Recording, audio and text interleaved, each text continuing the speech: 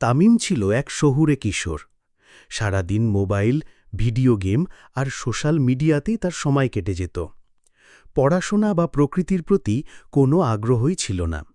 মা-বাবা চিন্তিত ছিলেন, তাই একদিন তারা সিদ্ধান্ত নিলেন তামিমকে নিয়ে যাবেন বান্দরবানে, কিছুদিন প্রকৃতির মাঝে কাটানোর জন্য।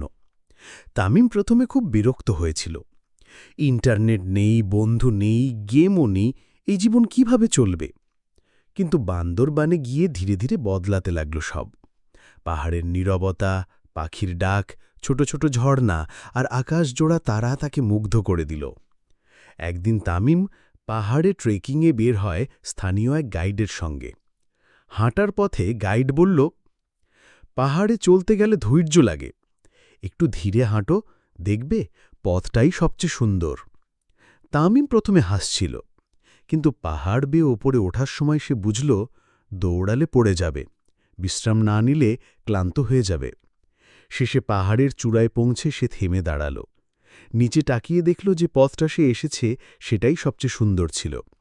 ওপরে এসে শুধু হাওয়া আর শূন্যতা। তামিম হঠাৎ খুব গম্ভীর হয়ে বলল, আমরা সবসময় শুধু ওপরে উঠতে চাই, কিন্তু নিচের পথটাই যে বেশি শেখায় সেটা ভুলে যাই। শিক্ষণীয় বার্তা: জীবনে লক্ষ্য থাকাটা ভালো, কিন্তু শুধু শিখরে ওঠাই নয়, পথ চলার প্রতিটা ধাপেই থাকে শেখার সুযোগ। ধৈর্য, আনন্দ আর উপলব্ধি আসল সম্পদ।